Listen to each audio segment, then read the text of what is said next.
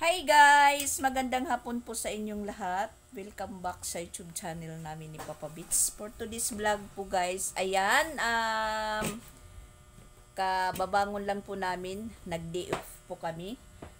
Sa katunayan po ngayon is, kumakain po kami ng, pananghalian diretso na hapunan. Kasi yung breakfast po namin kanina is mga alas 10 na.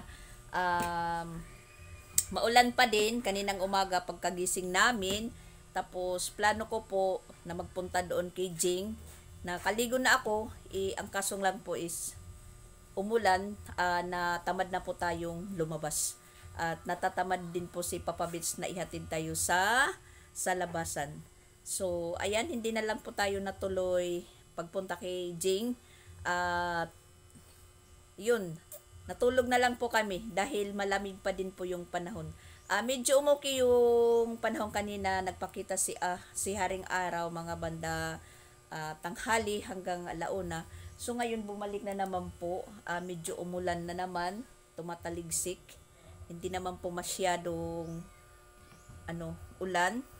Kaya ayan, pagkabangon po namin, tas pinaligo ko yung dalawa at nagluto po ako ng ulam namin ngayon. At ito po yung ulam namin. Kami lang naman pong tatlo ang kakain. Dahil si Papa Beats wala dito. Nandun sa kabilang bahay, inimbitahan na naman. Tagay-tagay. Ayan. Itlog na may kamatis at saka sibuyas. Tapos ito, plain lang dahil ayaw ng mga bata ng merong halo. At saka pritong talong na naman. May paboret. At ayan, sausawan na may sili. At ayan po yung dalawa bagong ligo. At mag-pray-pray muna sila. The name of Father, Son, and the Spirit. Amen. Bless us all for this day. Is the about to hear for devil to Yan, kakain na po kami. At si Sansan, aalis, magsisimba po siya. Magsisimba po si Sansan. Sabi ko sa kanya, isama na lang po kaming isimba, ipanalangin.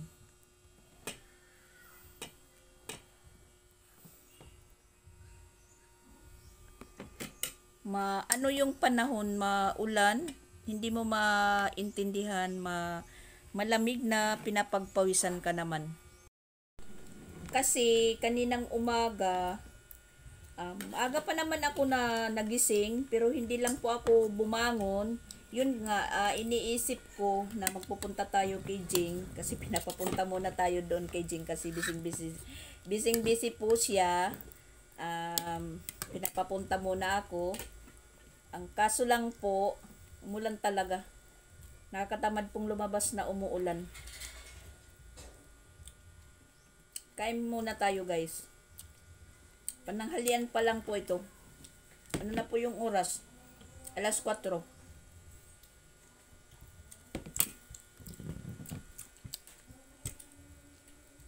Tapos chinat ako ngayon ni Jing. Sabi niya na, ba't hindi ka daw nagpunta? Sabi ko umulan. Ngayon lang po bumuti-buti yung panahon, pero yun pa rin. Makulimlim tapos umulan, tapos ngayon parang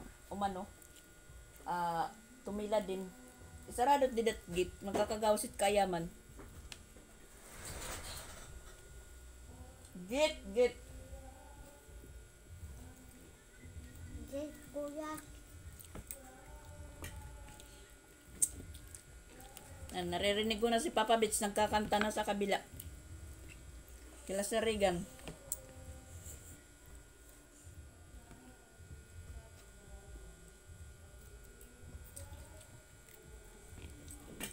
Medyo late na kami bumangon kasi nga umuulan. Tapos yun, naligo na ako. Tapos yun na nga, aalis po ako.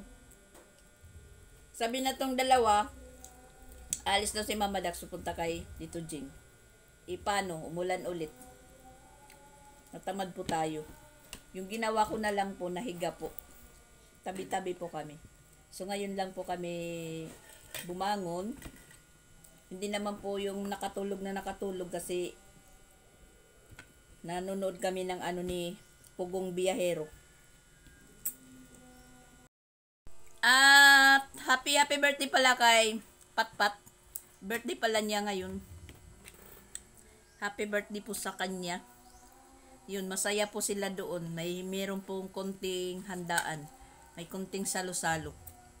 So, ayan yung mga bata. Greet muna kay Ate Patpat. Happy birthday, Ate Patpat. So, ayan, Ate Patpat yung ano namin. Itlog, scramble, plain, itlog na prito, at saka talong. Talong na prito. Masarap po nagkombinasyon. 9 ka na po. Ako, 7 pa lang. Siyempre kayo, mas matanda sa'yo si Ginuna yata pa na. Ate Patpat. Ha? Okay. Oo. Una siyang ipanganak kaysa sa'yo.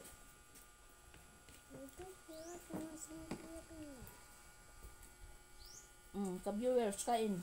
Taka po mga ka-viewers. Bibilat kayo siya ka. Kaan kita.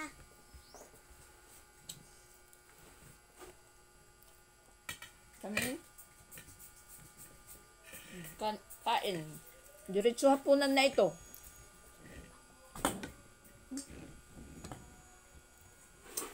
Diretso hapunan na pagkain.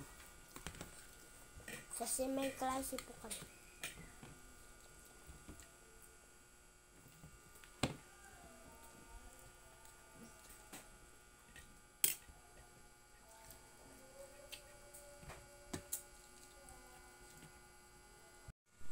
Yan, sarap-sarap na sila sa ano. Sarap na sarap sila sa pagkain sa simpleng ulam lang. Kasi po, pag ako po yung nagluluto ng itlog, nasasarapan sila. Pag yung kuya niya at saka Papa Bits, hindi sila masyado kumakain. Iwan kong kung ano ang timpla ng luto ng Papa Bits at kuya niya. Yan, nakarami na po sila ng kanin. Yan, yung ano kanin, mauubos na. Yun nga, sabi ko sa kanila, diretso na po ito hapunan na pagkain namin. Kasi may klase po kami. Klase na po kami kuno bukas. Uy, wala ka palang klase bukas. Nag-chat yung mama mo. Excuse me. Yung teacher, wala kayong ano bukas kasi ewan ko kung ano, meron na namang ano ganap ng mga teacher sa DSWD. Mga daycare worker. Sabi mo may klase ako. Kanina nga, nag-chat yung teacher nyo, yung tita yan na wala po kayong klase bukas. Ikaw, may klase ka. Si kuya mo, bukas may exam. Kasi nasuspended yung exam nila nung Friday nang dahil sa LPE. Tapos nan bagyo. Hindi pa laging bagyo. Tapos na. Yung Papa Bits namin, nagkakanta na. Maaga na naman pong nahubog.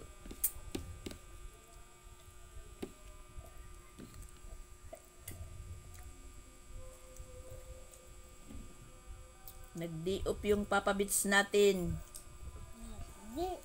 Naunahan po tayo.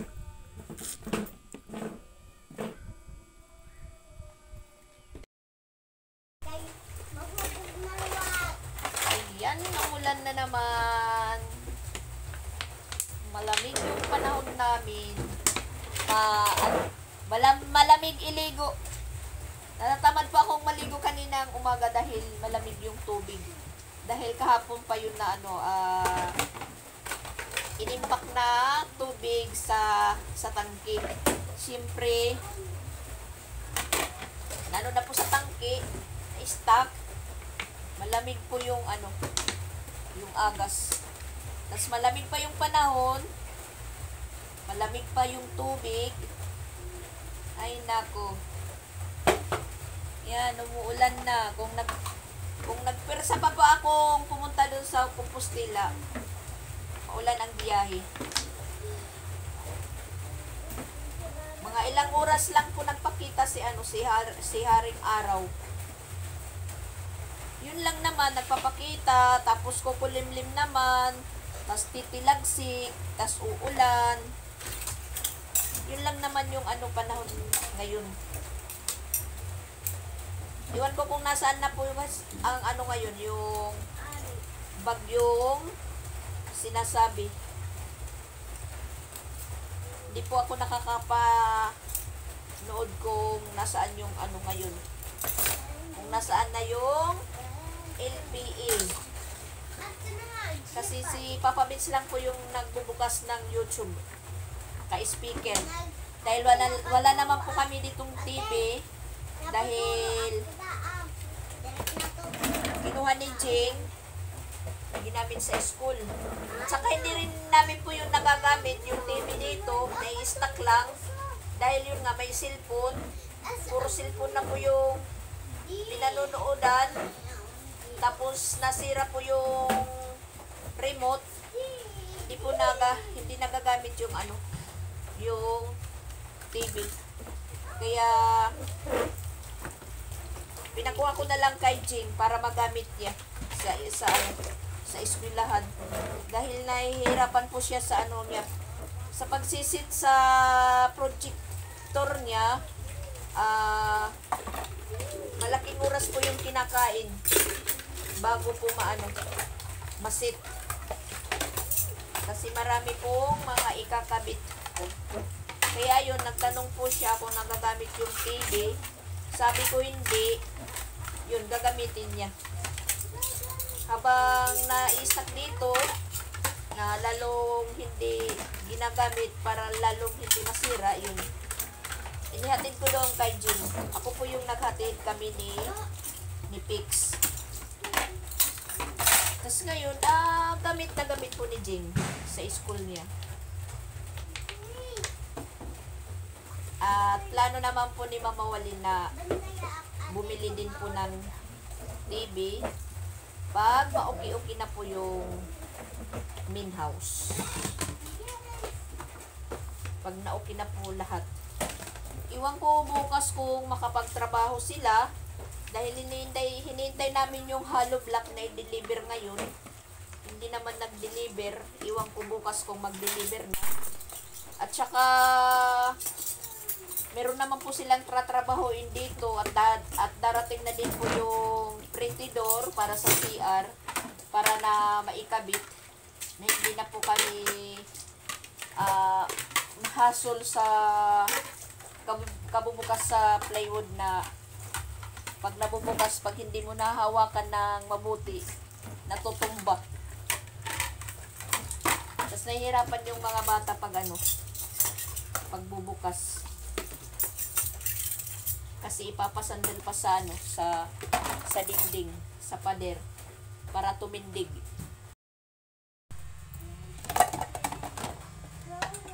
Yung ngayon, yung oras, yung alas 5, na, madilim na. Yung alas 5 yung oras. Ngayon, mag-alas 4 pa lang, medyo madilim na po yung panahon. Lalong-lalo na makulimlim. Nadadagdagan po yung parang madaling gumabi.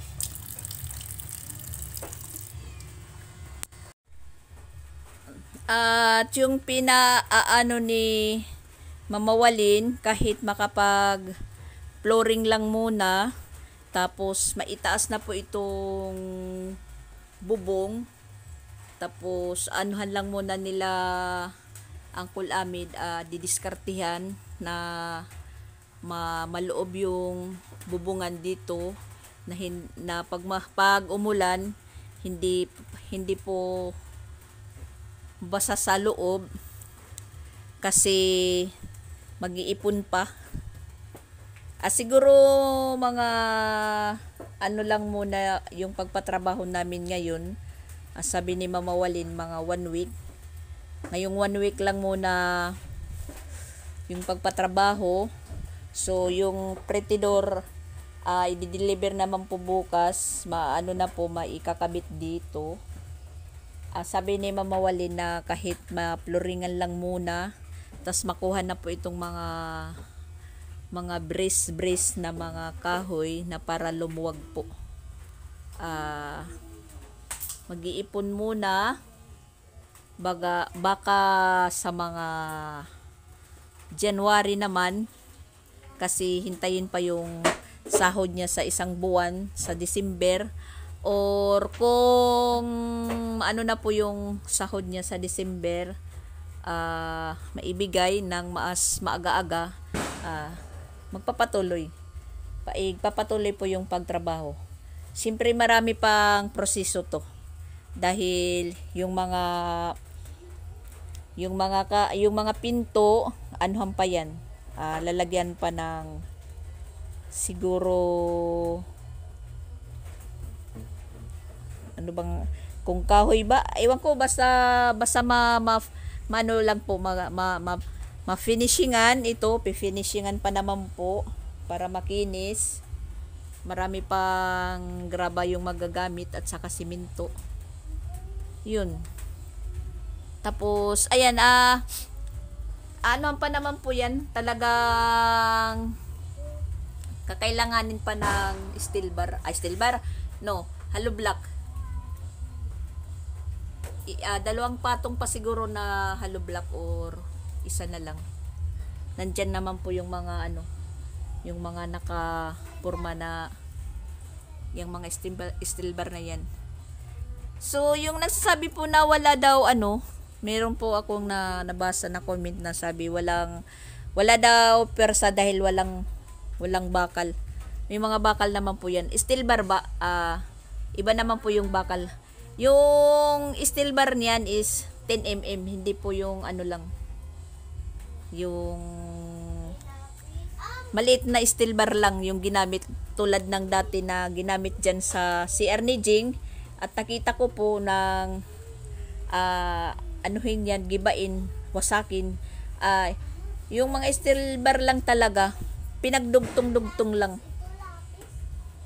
Ewan ko ba, nakita ko po parang pinagdugtong-dugtong lang yung steel bar, tinalian ng tie wire.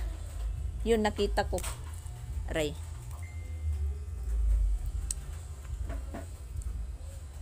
Nagulat po tayo sa sa main house ni Jing nung gibain. Mga lang pala yung material. Talagang inano lang po si Jing sa nagkontrata nito. Inulit ko nga, hindi naman kasalanan nun yung nagtrabaho, dahil nagtatrabaho lang sila.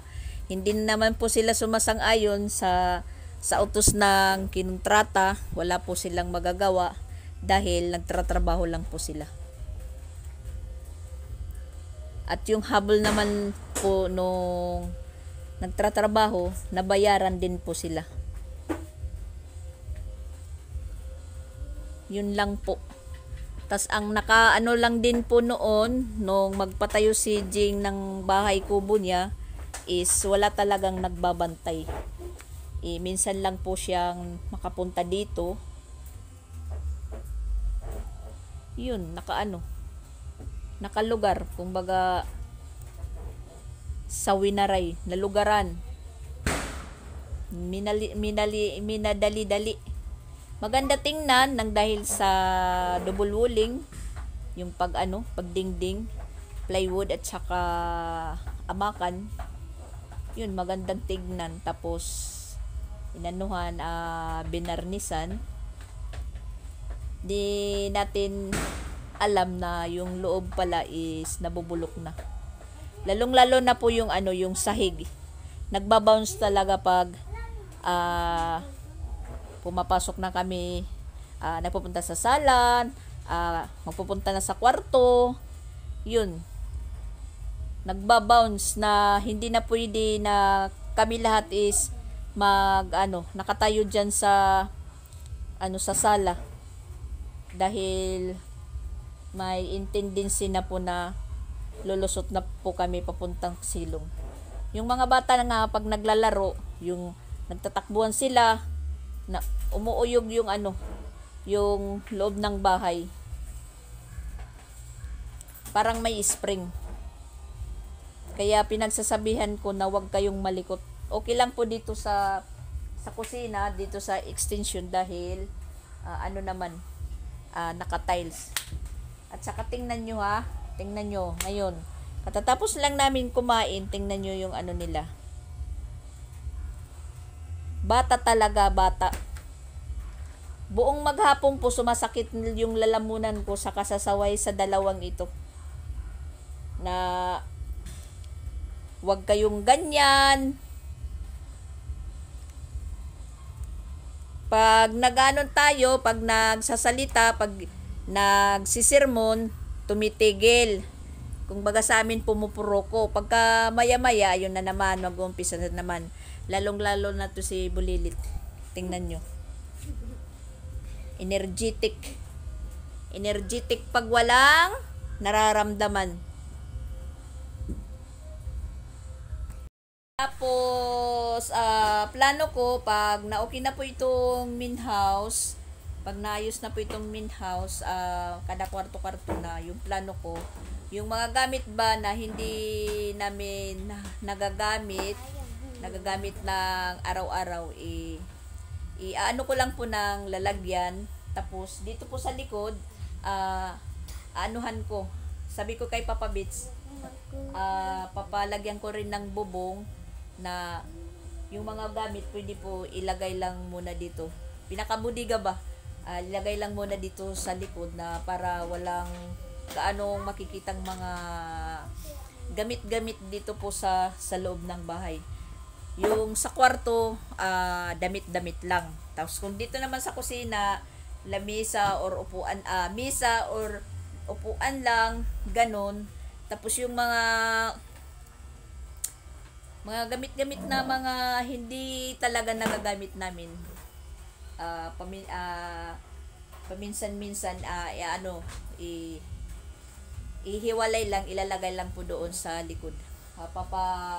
Lagyan ko rin po ng bubong dyan, temporary, na habang hindi pa naumpisahan yung pataas, yun, para maging maluwag po yung space namin dito. Sabi nga ni Jing, huwag kayong bumili ng mga gamit para hindi magsikip yung bahay natin dahil hindi nga maluwag yung space ng bahay ni Jing. Yung maluwag lang doon sa sa labas, yung extension. Kung sakasakaling maayos na po ito, magkaroon na po dito ng second floor, yung banda naman doon is gagawin naman din pong parang balkonahe. Siguro magiging maluwag-luwag na. Yun po yung plano nila. Sila naman po yung nagpapaayos. Nagbabantay lang po tayo. At mabuti talaga yung nagpapatrabaho ka ng bahay na meron pong nagbabantay at saka meron pong nagtuturo, nag-assist na ganituhin. Yung plano ba? Yung plano. Tapos, yung nakuha namin na foreman ngayon is, magaling po siya. Magaling mag-ideya. Magaling magplano na bahay dahil yun po yung yung trabaho niya. At tinatanong muna niya kung what if daw ganituhin natin para hindi daw masayang yung space. Tapos iniisip muna namin yung suggestion niya. Tapos yun, nagugustuhan naman namin. Okay. Inumpisan na po nilang trabahuin. Nagsasayawan na siguro sila Papa Bits. Kasi malakas po yung nila, yung patugtog. Kaya nga pinasaraduhan ko lang muna yung yung bintana kay siya para hindi marinig. Yan, nagsusulat na naman sila. Nagsusulat, nagdo-drawing, nagkukolor. Ganyan lang po yung ano nila, trabaho maghapon. Tumatahimik lang po kami kung pinatutulog ko sila. Yun nga kanina, mga tanghali, tabi-tabi po kami natulog. Nagmuni-muni sa higaan. Muni-muni lang. Kasi, sabi ko sa kanila, kahapon, Sabado, sabi ko, walang klase, huwag kayong magising ng maaga kasi walang klase. Tapos, wala naman po kayong tatrabahuin. Pag nagigising naman po kayo, ako yung nagkakaroon ng trabaho dahil sasabihin, nagugutom, ganito. Sabi ko nga, walang klase, matulog lang muna kayo. Agoy, anong oras pa lang nagising na? Mga alas 6 pa lang. Kasi pag papansin nila na wala na po ako sa higaan, yun, bumabangon na sila dahil yung iniisip nila, baka kung saan na ako, baka umalis, ganun. Kasi yung isip ng dalawang ito, sumama lang ng sumama. Katulad kanina, nakarinig lang po na pupunta ko kay Jing. Yun, si Sia. Bulong na po ng bulong kay ate niya. Mama Dax, iiwan tayo. Magpupunta kay Tito Jing. Alis na si Mama Dax. Naliligo na. Ganun. Ako lang yung binabantayan nila. Tulad kanina, natulog kami. Naghinay-hinay pa akong bumangon para hindi magising. Yun. Nakaupo pa lang ako para tumayo. Pagtingin ko kay Sia, nakadilat na. Para silang mga bibi na pag wala ko sa tabi nila, yun, na-alarma. Kasi iniisip nila talaga na wala ako, umalis na ako, hindi ko sila kasama. Makaalis man po tayo. Kung nandun na tayo kay Jing sa boarding house, pare-pareho po yan sila ng Papa Beach niya. Panay ang tawag. Iwan ko sa kanila ba't ganun sila guys. Pag wala ako parang nawawalan sila ng tuta. May cellphone ako. Tawag ko kay Mama Dax. Oh, pag may cellphone daw siya, magtatawag daw po siya sa akin. Ako, kung may cellphone ako, si Mama Dax ang yung tanong. Na ano sila talaga pag nawawala ko. Kahit dyan lang, bumili lang po tayo bibili lang po tayo sa tindahan na hindi nila alam. Pagdating ko, maraming tanong, saan ako nang galing? Agoy. Mga bata. Saan ko nang galing? Gustuhin po man natin na mamasyal na tayo lang mag-isa, magpahayahay, hindi po natin magagawa. Dahil lahat po sila gustong sumama. Pati si Papa Beach. hindi ma-drawing yung mukha kanina pag sabi ko na pupunta ko kay Jing, pinapapunta ko doon. Tumahimik. Ayaw naman niya pong mag-motor papunta doon dahil medyo malayo. Hindi medyo malayo, malayo nga. Tapos naano po siyang mag-drive. Tapos ano pa yung panahon? Hindi mabuti yung panahon. Uulan, iinit, tas uulan, ganon. Kung magko-commute naman kaming dalawa, pumasahe, napapamahal. Kasi back and forth po namin is nagiging 300 back and forth na. Isayang yung 300 na back and forth kung dalawa kami. Yun na. Tumigil na lang po tayo, hindi na lang po tayo umalis para walang gastos.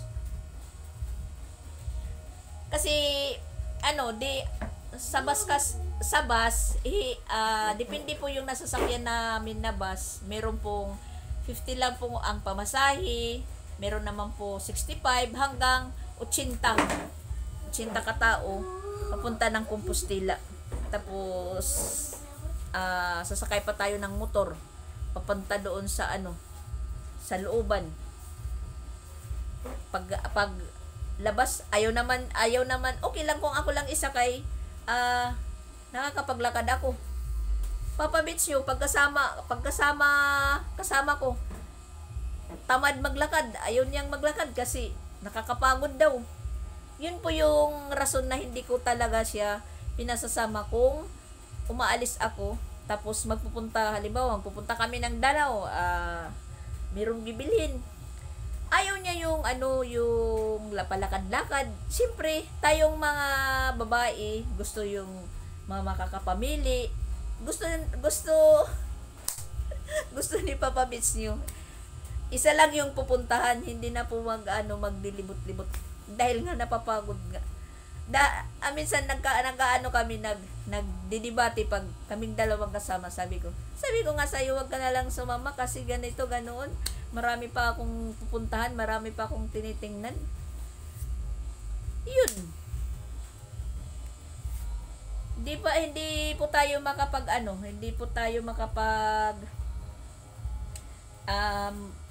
libot-libot kung mayroon po tayong kasama. Kung ito naman yung mga kasama natin, mas lalong hindi nakakabuti dahil mga bilmo ko at maraming tinuturo. Bilmo ko nga. Tapos ako Hindi pwedeng isama. kung sama ako kay Mama Dad, natatakot. Ipagsugara timbado kay maluag. Matatakot ako ng kidnap. Sus, natatakot ng kidnap. Sinong kikidnap sa'yo? Ako. Kaya ang ini-style ko na lang, pag may lakad po ako, hindi ako nagpapaalam. Na na lang po nila kung nakabihis na ako, tapos sasabihin kong ihatid ako. Ihatid nyo ako sa eskina. Pag sabi nga saan mo punta, gano'n doon kay Jing or sa meeting. Nakakano pag may kasama. Tas tayo talaga nagagastuhan dahil kakain. Halimbawa sa street food, may nadadaanan namin doon yung barbecuehan. Hindi pa pwedeng hindi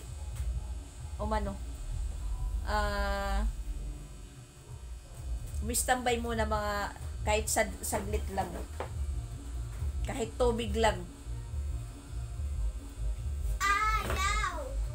Mahirap lumakad na walang pira, walang bala. Okay lang kung ako lang. Kasi kaya ko.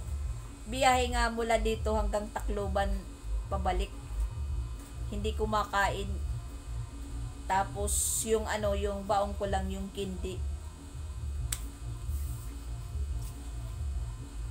Walang gaanong gastos. Kung may kasama ka, agoy.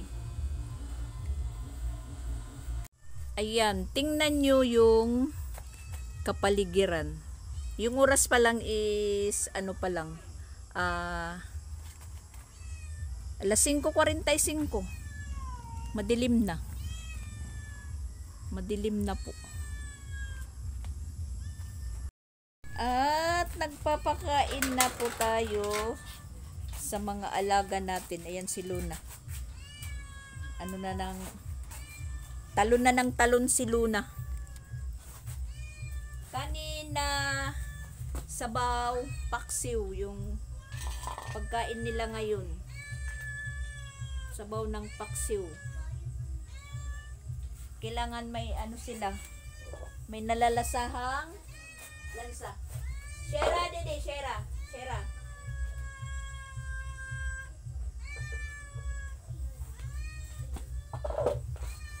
Sibon.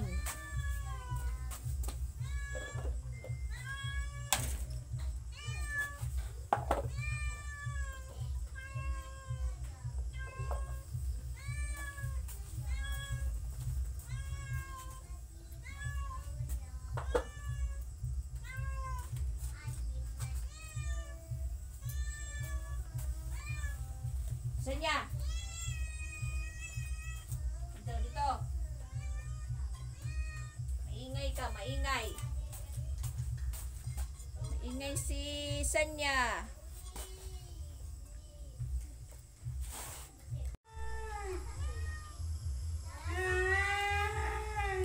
Yung kalabaw maingaw. Maingay pala, maingay. Noon, sabi ng lolo ko, pag maingay daw yung kalabaw, may panahon pa na magtatag-ulan or may bagyo pang paparating. Naririnig niyo po guys. Paggabi, ganyan sila, lalo ng mga magmamadaling araw. Maingay po yung kalabaw dyan. Hindi naman yan po parati. Pag ganito lang na medyo maano yung panahon.